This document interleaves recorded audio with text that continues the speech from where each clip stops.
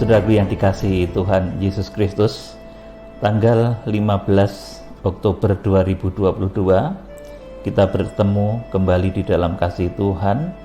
Kita bersatu di dalam Roh Kudus dan kita akan bersatu di dalam firman Tuhan. Saudaraku yang dikasihi Tuhan, saya akan menyampaikan pembukaan rahasia firman yang pendek, pesan pendek dari rahasia firman Tuhan. Temanya adalah pujian eliminasi orang-orang yang berhasil ikut rapture atau pengangkatan atau harpazo. Saudaraku, jadi apa yang diucapkan oleh mulut seseorang itu keluar dari hati. Kemudian hati orang-orang yang nanti akan bisa harpazo, orang-orang yang bisa terangkat lepas dari segala macam daya tarik, daya pikat bumi ini, adalah orang-orang yang murah hati. Saudaraku, adalah orang-orang yang tidak pelit kepada sesama, terutama untuk pekerjaan Tuhan. Jadi orang-orang yang akan harpazo, orang-orang yang nanti akan ikut rapture, itu saudaraku memiliki karakter hati. Mereka itu orang-orang yang murah hati, tidak pelit terhadap sesama, apalagi untuk pekerjaan Tuhan. Matius pasal 5 ayat 7 itu dikatakan, berbahagialah orang yang murah hatinya, karena mereka akan beroleh kemurahan. Amin, saudaraku. Jadi kalau orang itu murah hati, dia akan memperoleh kemurahan dari Tuhan. Apapun yang dikerjakannya, apapun usahanya akan dijadikan berhasil oleh Tuhan. Tetapi kalau orang itu pelit, saudaraku, ya akan sulit memperoleh kemurahan dari Tuhan. Melakukan apapun, hasilnya sial, hasilnya nihil. Saudaraku yang dikasihi Tuhan, nah, saya akan beritahu saudara, ini sebelum kegerakan kuda putih itu terjadi. Kegerakan kuda putih itu Wahyu pasal 6 ayat 1 dan 2, sampai nanti hasilnya itu Wahyu pasal 7 ayat yang ke-1 sampai ke-4. Saudaraku, pemeteraian bangsa Israel. Jadi kegerakan kuda putih itu adalah membawa kembali Injil kepada keluarga Tuhan Yesus Kristus, menginjili bangsa Israel, saudaraku. Nah, apa saudara tidak terbeban dengan hal yang sedemikian luar biasa? Kemarin berulang ini sudah saya sampaikan. Kalau kita, bahkan kebanyakan orang itu cukup terbeban dengan penginjilan ke pelosok-pelosok, di dataran Amazon, di dataran Afrika, di India, saudaraku. Orang rela mencurahkan kekayaan, mencurahkan hikmat, akal budinya, waktunya, saudaraku, untuk menginjili mereka. Nah, saudara, sesuai dengan Roma pasal 11, itu di akhir zaman itu kita diberi tugas oleh Tuhan dalam satu kegerakan yang dahsyat luar biasa. Dan itu saudaraku disebut dalam kitab Wahyu pasal 6 ayat 1 dan 2 itu sebagai kegerakan kuda putih. Dan kalau saya terangkan nanti kepada saudara, nanti kaitannya dengan kitab Nabi Zakaria, penunggang-penunggang kuda itu adalah utusan-utusan Tuhan. Saudaraku, bukan antikris kegerakan kuda putih itu, saudaraku. Jadi kegerakan untuk menjangkau, menginjili Israel, saudaraku. Saudara ngerti enggak, saat ini sebagian besar bangsa Israel itu tetap belum terima Tuhan Yesus.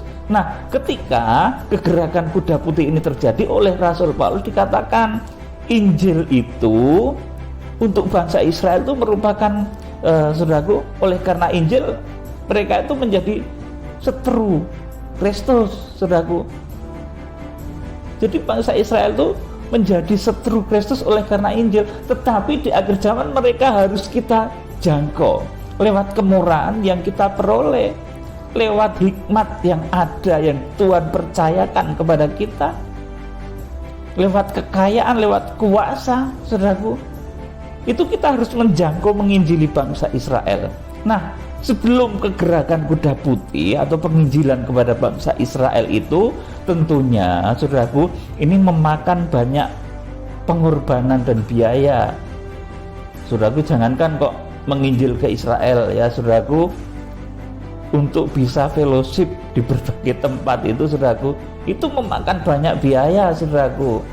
Apalagi nanti menjangkau bangsa Israel, mempertobatkan bangsa Israel, sehingga nanti di sana terjadi pertobatan massal. Tidak sekedar kalau ke sana itu piknik, saudaraku. Saya itu nggak mau kalau ke Israel itu cuma piknik, saudaraku. Saat ini kalau saya mau, saya bisa ke Israel, saudaraku. Tetapi buat apa kalau bukan untuk kegerakan? Kalau di sana itu kita disambut sebagai wisatawan, saudaraku, apa gunanya? Nah, kalau saya ke sana disambut sebagai satu utusan Kristus, nah saya berangkat, saudaraku. Tapi kalau ke sana itu saya itu piknik, nggak mau saya, saudaraku. Saat ini saya kalau mau bisa, saudaraku. Banyak orang-orang yang memiliki kemampuan untuk menopang saya dalam hal itu, tetapi saya nggak mau. Karena saya akan datang ke Israel itu sebagai duta Kristus, bukan sebagai wisatawan, saudaraku. Nah, untuk kegerakan kuda putih, penginjilan kepada bangsa Israel itu tentunya memakan banyak pengorbanan dan biaya. Seperti tadi saya sampaikan, kalau mengadakan fellowship di berbagai tempat saja itu, saudaraku, itu butuh biaya, saudaraku. Dan puji Tuhan, selalu Tuhan cukupkan lewat orang-orang yang mencintai pekerjaan Tuhan, saudaraku. Jadi untuk menjangkau bangsa Israel ini akan memakan banyak pengorbanan dan biaya, membutuhkan waktu dan lain sebagainya. Maka orang-orang yang berhasil ditahbis menjadi pelaksana kegerakan kuda putih ini adalah orang-orang yang tidak pelit, saudaraku. Orang yang akan masuk ditahbis dalam kegerakan kuda putih ini orang-orang yang tidak pelit. Dan kalau orang itu tidak pelit, orang itu dikatakan Tuhan berbahagia. Mereka yang murah hatinya, karena mereka itu akan beroleh kemurahan. Bisnis-bisnisnya akan dibukakan oleh Tuhan secara luar biasa. Masa depannya, masa depan pelayanannya, bahkan, saudaraku, akan diperhatikan oleh Tuhan. Dia akan memperoleh kemurahan Tuhan. Tetapi bagi orang-orang yang pelit, saudaraku, ya susah memperoleh kemurahan Tuhan. Bisa banting banting tulang, peras keringat, nggak dapat apa-apa kalau orang itu dasarnya jiwanya pelit. Tetapi kalau orang itu memiliki kemurahan hati, jadi orang-orang yang akan dipakai oleh Tuhan dalam kegerakan kuda putih menginjili bangsa Israel itu orang-orang yang memiliki kemurahan hati. Mereka orang-orang yang tidak pelit. Ini tercermin dari pujian yang dinyanyikan, senandung, saudaraku, kidung di dalam kitab Wahyu pasal 5 ayat 11 sampai 12. Itu mereka orang-orang yang ditahbis dalam kegerakan kuda putih. Ya, ada yang harus berangkat ke Israel, ada yang harus cukup di rumah kita bersatu di dalam roh, menopang di dalam doa sesuai dengan kemampuan masing-masing, saudaraku. Yang memiliki kemampuan besar tentunya menopang secara besar juga. Yang kemampuannya kecil seperti janda Sarfat tentunya cukup melalui doa-doa, melalui sekeping roti yang dimilikinya, saudaraku, cukup. Tuhan itu tidak pernah membebankan kepada orang melebihi kekuatannya. Yang saya sayangkan itu kadang, saudaraku, orang yang memiliki kekuatan besar tetapi untuk berkorban kepada Tuhan itu mereka pelit, saudaraku. Itu seperti nasib anak muda yang kaya yang kemudian tertolak oleh Tuhan Yesus itu. Nah, saat ini pun seperti itu. Banyak orang kaya, ya saudaraku, konglomerat terbesar itu untuk kegerakan, untuk namanya kegiatan rohani itu mereka berpikirnya 1000 kali Tetapi ketika mereka mengadakan kegiatan hura-hura, saudaraku, undang artis, saudaraku, yang akhirnya malah saudaraku menimbulkan di bawah panggung itu, saudaraku, suasana riuh, rendah, suasana yang tidak menentu. Mereka rela mengeluarkan harta ratusan juta miliaran, tetapi untuk kegiatan yang sifatnya rohani, saudaraku,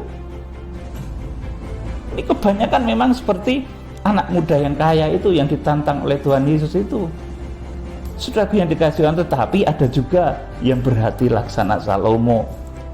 Itu ada, saudaraku, orang yang kaya diberkati, mereka baik hati, bisa menopang pekerjaan pembangunan tubuh Kristus. Itu ada, seperti Raja Daud. Raja Daud itu juga kaya, saudaraku, mereka juga bisa menopang dengan baik. Tetapi kebanyakan, saudaraku, ya sudah menjadi hukum alam, ya saudaraku, seperti itu. Orang yang sangat amat kaya itu kalau melihat sesuatu kegiatan rohani itu kurang tertarik, saudaraku. Nah, ini saya prihatinnya di sini, saudaraku yang dikasih Tuhan. Saya ulangi lagi, sebelum kegerakan kuda putih, penginjilan kepada bangsa Israel yang tentunya memakan banyak pengorbanan dan banyak biaya, maka orang-orang yang berhasil ditahbis dalam kegerakan kuda putih ini adalah orang-orang yang tidak pelit. Kalau orang pelit nanti akan tereliminasi dari kegerakan kuda putih. Saudaraku, meskipun miskin tapi tidak pelit itu seperti janda sarwat, dahsyat, luar biasa. Yuk kita akan baca Wahyu pasal 5 ayat 11 sampai 12. Ini, saudaraku, pujian eliminasi. Jadi ada tahap-tahap eliminasi, ya saudaraku, untuk orang-orang yang akan bisa harpaso dan orang-orang yang nantinya itu akan tertinggal. Wahyu pasal 5 ayat 12 saja langsung. Katanya dengan suara nyaring, anak domba yang disembelih itu layak untuk menerima kuasa dan kekayaan dan hikmat dan kekuatan dan hormat dan kemuliaan dan puji-pujian. Amin. Saudaraku, kepada anak domba, kepada pelayanan, saudaraku, kepada pelayanan penginjilan menjangkau bangsa Israel dalam kegerakan kuda putih, yang nanti tertulis dalam kitab Wahyu pasal 6 ayat 1 dan 2, hasilnya kitab Wahyu pasal 7 ayat 4, 12 suku Israel itu dimeteraikan, saudaraku, itu memerlukan pengorbanan 7 perkara ini. Saudaraku, oleh karena itu orang yang akan berderap masuk dalam kegerakan kuda putih, baik jemaat ataupun hamba Tuhan, baik orang miskin ataupun orang kaya, mereka harus memiliki karakter yang tidak pelit dan bisa mempersembahkan 7 perkara ini kepada anak domba. Anak domba itu siapa? Tuhan Yesus. Caranya bagaimana? Adalah dengan cara, saudaraku, ya kita akan baca. Katanya dengan suara nyaring, anak domba yang disembelih itu layak untuk menerima kuasa, kekayaan, dan hikmat, dan kekuatan, dan hormat, dan kemuliaan, dan puji-pujian. Saudaraku, jadi orang yang ditahbis untuk kegerakan besar di akhir zaman ini, sifatnya mereka bisa mempersembahkan, pertama itu kuasa. Kalau mereka dipercaya kuasa, saudaraku, bisa mempergunakan kuasa itu untuk Tuhan, bukan untuk melampiaskan nafsunya. Akibatnya kalau orang dipercaya dengan kuasa tetapi kuasa itu digunakan untuk melampiaskan nafsunya, ya dia jatuh dalam pencobaan. Jadi kalau saudara sedang dipercaya kuasa, itu gunakan, pikirkan, saudaraku, pekerjaan Tuhan. Sudah akan lebih dipercaya lagi. Tuhan itu dahsyat kok, saudaraku. Nah, ketika sudah dipercaya kuasa, saudara itu jangan menyalahgunakannya untuk memenuhi keinginan daging. Nanti saudara akan jatuh, dan itu pedih sekali, saudaraku. Ini yang pertama, saudaraku. Jadi orang yang akan harpaso itu orang bisa mempersembahkan kuasa. Di sini dikatakan anak domba yang disembelih itu layak untuk menerima pertama kuasa, bisa mempersembahkan kuasa pada anak domba. Kalau memiliki kuasa, pikirkan pekerjaan Tuhan itu supaya lancar gimana. Jangan saudara punya kuasa malah tidak memikirkan pekerjaan Tuhan, yang sudah pikirkan hal-hal yang remeh-temeh duniawi. Saudaraku, ini bisa membuat jatuh. Kemudian yang kedua, nah ini penting. Anak domba yang disembelih itu juga layak untuk menerima kekayaan. Loh, emangnya Tuhan butuh kekayaan, saudaraku? Kalau Tuhan sudah kaya, tetapi untuk melakukan pembangunan bait Allah rohani, untuk kegerakan kuda putih menggenapi firman Tuhan, itu perlu persembahan kekayaan, saudaraku. Ya saya nggak mungkin tahu saudaraku ke Israel itu jalan kaki atau naik onta atau naik perahu gitu, saudaraku. Ya bisa naik perahu dari sini ke Israel, nanti kemudian turun jadi pindah lagi naik onta, saudaraku. Ya bisa, tetapi kan itu sudah bukan era kita, saudaraku. Sudah yang dikasih Tuhan. Yang kedua ini kekayaan. Jadi ketika untuk menjangkau bangsa Israel, menginjili bangsa Israel itu butuh kekayaan, saudaraku. Bukan untuk pendeta. Kalau ada orang persembahan tuh, saudaraku, pertama yang saya lakukan tuh, saya doakan, Tuhan berkati ini, orang yang persembahan ini. Berkati apapun yang dia kerjakan, jadikan berhasil. Jangan sampai dia terpeleset dalam dosa, saudaraku. Dan rata-rata mereka diberkati, semakin diberkati. Kemudian yang ketiga, anak domba yang disembelih itu, Tuhan Yesus itu, untuk kegerakan kuda putih itu, saudaraku, maka anak domba yang disembelih itu layak untuk menerima hikmat. Kalau saudara itu pinter, punya hikmat, pinter bahasa Inggris, pinter bahasa Ibrani, pinter bahasa Israel sana, saudaraku, ya tolonglah kegerakan ini. Saya nggak pinter bahasa Ibrani, nggak pinter bahasa Israel, saudaraku, tetapi Tuhan menyatakan kepada saya satu visi untuk menjangkau bangsa Israel. Ya tolonglah terjemahkan, saudaraku. Nanti akan butuh penterjemah yang handal, sehingga saudaraku kegerakan ini akan bisa jalan. Nah, ini saudara yang punya hikmat. Itu hikmat secara duniawi saja, kemudian hikmat secara rohani. Saudara yang memiliki kekuatan hikmat secara rohani, saudara bisa menyingkapkan rahasia-rahasia firman Tuhan, juga harus menopang. Saudara, kemudian anak domba yang disembelih itu, yang keempat, layak menerima kekuatan. Kalau saudara punya power, kekuatan, saudara harus juga pikirkan pekerjaan Tuhan. Pikirkan anak domba yang disembelih ini, saudaraku, Tuhan Yesus. Kemudian anak domba yang disembelih itu juga layak untuk menerima hormat. Saudara juga harus biasa menghormati teman-teman saudara. Saudara harus bisa menghormati para pelayan-pelayan Tuhan. Saudara harus bisa menghormati sesama jemaat. Jadi saling menghormati. Kita terutama, kita juga harus hormat, tunduk kepada anak domba yang disembelih itu, Tuhan Yesus Kristus, pemimpin besar kegerakan kitab Wahyu. Kemudian ayat yang ke-6, kemuliaan. Anak domba yang disembelih itu juga layak untuk menerima kemuliaan. Kalau sudah dimuliakan, ingat pekerjaan Tuhan. Kemudian yang ketujuh, anak domba yang disembelih itu layak menerima puji-pujian. Jadi dipuji, bisa memuji, saudaraku. Orang-orang yang masuk dalam kegerakan kuda putih itu orang-orang yang bisa memuji Tuhan juga. Haleluya, sungguh baik Engkau Tuhan. Tuhan, Engkau kekuatanku di dalam sembah, sering dikatakan seperti ini. Saudaraku, tabiat karakter dari orang-orang yang akan terangkat atau harpazo ini berbeda, sangat berbeda dengan orang-orang yang nanti tertinggal dan masuk di dalam masa kesukaran besar. Saudaraku, orang-orang yang masuk dalam kesukaran besar masa antikris, mereka tidak harpazo, mereka tidak diungsikan, itu mereka orang-orang yang pelit.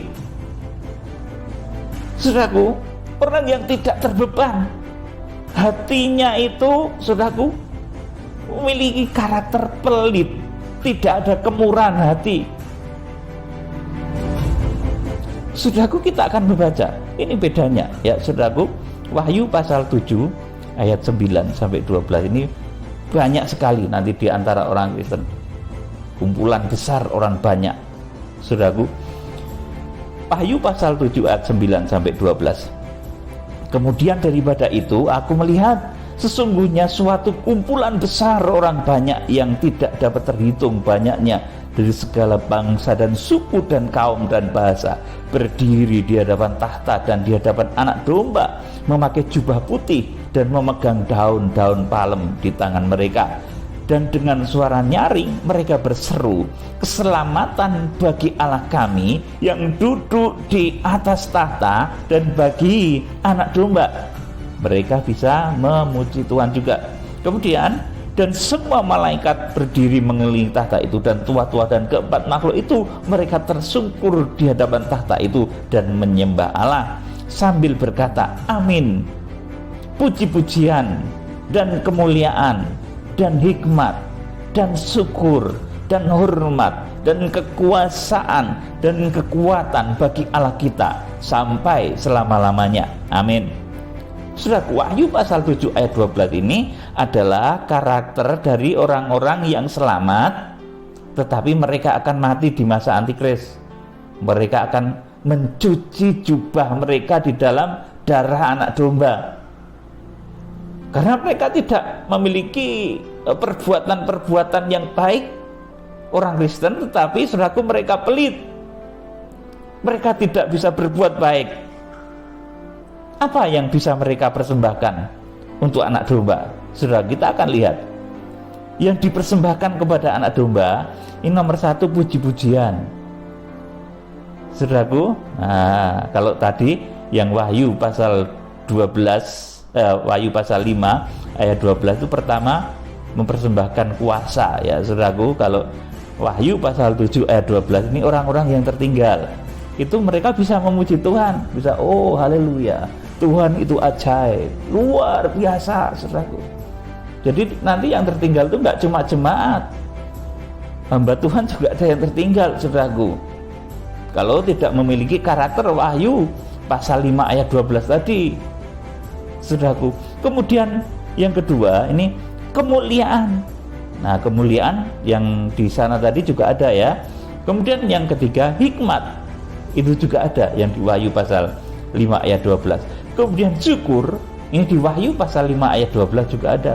Kemudian hormat, ini di Wahyu pasal 5 ayat 12 juga ada. Kemudian kekuasaan, nah ini di Wahyu pasal 5 ayat 12 juga ada. Kemudian kekuatan, itu di Wahyu pasal 15, Wahyu pasal 5 ayat 12 juga ada.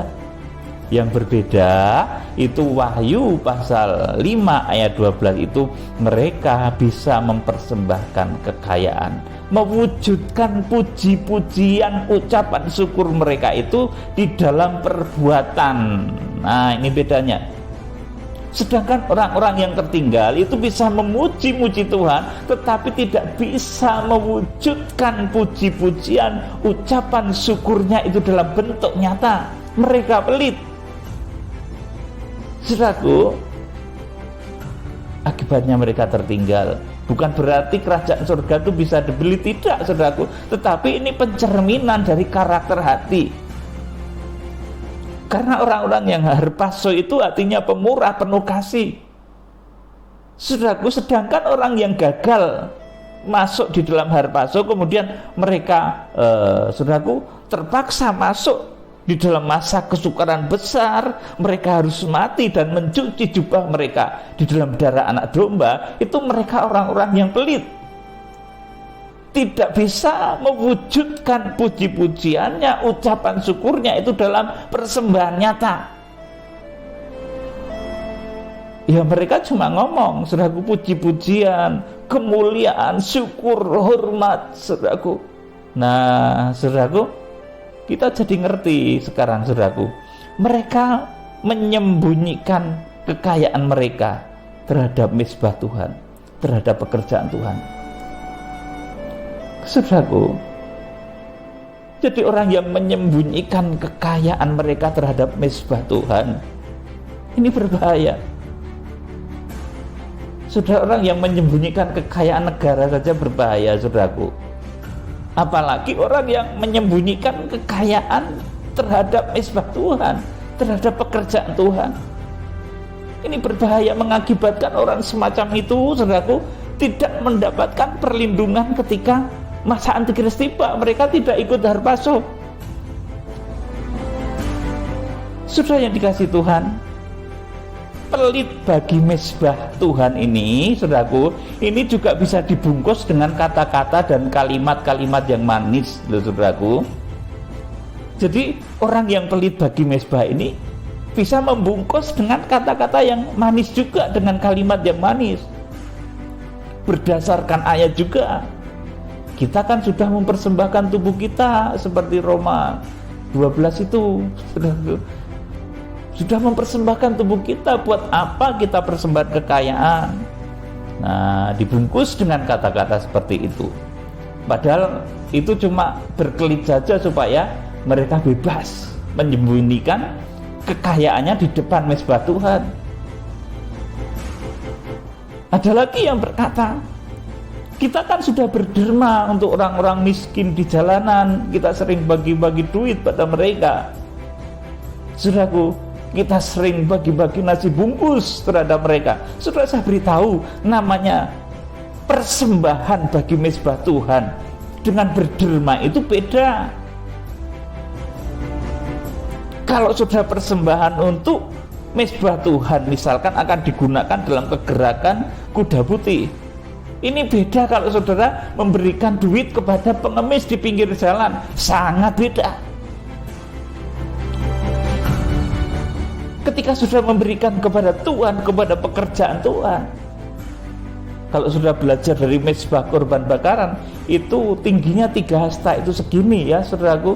Jadi kalau memberikan persembahan kepada Tuhan di zaman perjanjian lama, entah itu wujudnya korban domba atau lembu, saudaraku, yang disembelih itu menaruhnya jadi begini, saudaraku.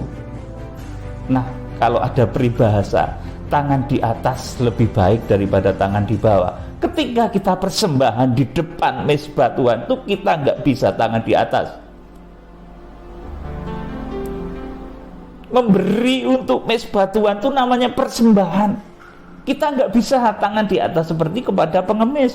Kalau di pinggir jalan itu, saudara mengambil mungkin 5.000, 10.000, saudara tanganmu di atas, begini. Plung, ini tangan peminta-minta tuh gini, saudaraku. Nah, saudara memberinya tangannya di atas. Ketika saudara menghadap mesbah Tuhan itu dibikin tinggi dulu, pelajarannya seperti itu, saudaraku, di dalam tabernakel, saudaraku. Ini mengandung hikmat dan pelajaran apa? Ketika saudara itu menghadapi mesbah Tuhan untuk pekerjaan Tuhan, untuk keperluan menginjil, untuk pembangunan bait suci, untuk keperluan apalagi kegerakan kuda putih, saudaraku, saudara nggak bisa plung, saudaraku, tangan saudara di atas sambil geleleng gitu, saudaraku, persembahan itu, saudaraku. Nggak bisa, saudaraku, persembahan kepada Tuhan sambil sombong itu nggak bisa. Karena mesbah Tuhan itu tinggi, setinggi ini, 3 hasta. Jadi dari kaki sampai kurang lebih dada, itu tinggi, jadi harus begini. Di depan mesbah Tuhan kita tidak boleh sombong. Di depan mesbah Tuhan kita tidak bisa tangan di atas, tangan tetap di bawah, dan memberi dengan cara begini. Ini namanya persembahan pisungsun. Bahasa Jawanya pisungsun, saudaraku. Saudaraku yang dikasih Tuhan. Nah, saudaraku, jadi orang yang nggak mau persembahan, orang yang pelit itu, saudaraku, bisa membungkus dengan kata-kata yang manis juga. Kita kan sudah berderma untuk orang-orang miskin, kita bagi-bagi uang di jalanan, kita bagi-bagi nasi bungkus. Ini kan kemanusiaan, ini sudah persembahan. Bukan, saudaraku. Persembahan kepada Tuhan itu untuk pekerjaan pelayanan. Saudara, ini beda. Kalau bahasa Rasul Paulus untuk mencukupi kebutuhan orang-orang kudus untuk pembangunan Yerusalem, itu beda dengan saudara memberi pada pengemis. Beda, saudaraku. Jadi ini harus kita ketahui. Nah, ada lagi yang ngomong persembahan itu kan zaman Taurat. Nah, saudaraku, padahal cuma mau pelit aja, muter-muter pakai ayat juga, saudaraku. Kemudian, saudaraku, ada lagi yang mengatakan persembahan itu kan nanti mengenakkan para pendeta, para hamba Tuhan, membuat mereka manja, nggak mau bekerja, saudaraku. Loh, saudaraku, hamba Tuhan tuh siang malam bekerja, saudaraku. Kadang nggak tidur, saudaraku. Habis pelayanan dari jauh, saudaraku, sudah harus pelayan lagi tanpa tidur. Itu sering saya mengalami hal seperti itu, saudaraku. Untuk bisa menangkap hikmat makrifat Tuhan, itu kita butuh saat-saat khusus. Hamba Tuhan itu pekerjaannya tidak seringan yang saudara bayangkan. Sudah bertanggung jawab atas jiwa-jiwa manusia, supaya jiwa-jiwa manusia yang dibawa itu pasti selamat. Kalau meninggal pasti selamat masuk surga, teristimewa bisa ikut harpaso. Saudaraku, jadi ini saudaraku, pekerjaan hamba Tuhan itu bukan suatu pekerjaan yang ringan, yang orang kemudian berkata persembahan itu mengenakan para hamba Tuhan, membuat mereka manja. Saudaraku, bukan seperti itu, saudaraku. Hamba Tuhan itu pekerjaannya kadang 3 hari 3 malam nggak tidur untuk melayani, untuk menerima pewahyuan dari Tuhan, untuk menelaah firman siang dan malam, mengaplikasikan dalam hidup. Kalau diberkati pun, saudaraku, hamba Tuhan itu hatinya penuh belas kasih, melihat kawannya itu menderita, kasih, saudaraku, tetapi juga menurut hikmat dari Tuhan. Saudaraku yang dikasih Tuhan, ya, perhatikan ya, saudaraku, bahwa yang menghentikan persembahan itu, saudaraku, orang-orang yang pikirannya, yang hatinya ingin menghentikan persembahan supaya persembahan itu nggak ada. Itu adalah roh antikris yang berbisik, yang puncaknya nanti akan betul-betul menghentikan segala macam korban. Jadi saya terangkan, perhatikan bahwa yang memiliki hasrat, memiliki keinginan untuk menghentikan persembahan, itu adalah bisikan roh antikris yang berbisik, yang puncaknya nanti memang akan menghentikan segala macam korban. Ketika nanti Daniel 9:27 itu digenapi, yuk kita akan baca sebagai ayat terakhir, Daniel 9:27. Raja itu akan membuat perjanjian itu menjadi berat bagi banyak orang selama 1 kali 7 masa. Pada pertengahan 7 masa itu, ia akan menghentikan korban sembelian dan korban santapan, dan di atas sayap kekejian akan datang yang membinasakan, sampai pemusnahan yang telah ditetapkan menimpa yang membinasakan itu. Jadi nanti memang saudaraku, persembahan itu akan dihentikan, nggak boleh persembahan lagi. Dan memang Wahyu pasal 11 ayat 1 dan 2 itu dikatakan nanti tusiasterion, itu mezbah itu akan diangkat. Saudara, tidak ada sarana lagi pengorbanan, karena pada zaman masa antikris itu ibadahnya nanti akan berpindah-pindah karena dikejar-kejar oleh kuasa antikris. Saudaraku, orang-orang yang tertinggal itu nanti ibadahnya yuk masuk hutan, keluar hutan, saudaraku, sampai nanti akhirnya juga ketangkep juga di masa antikris itu. Saudaraku, oleh karena itu Tuhan mengadakan penyelamatan yang namanya harpaso di Wahyu pasal 12 ayat yang kelima. Kemudian pengungsian Peugo, Wahyu pasal 12 ayat yang ke-6 dan ayat yang ke-14.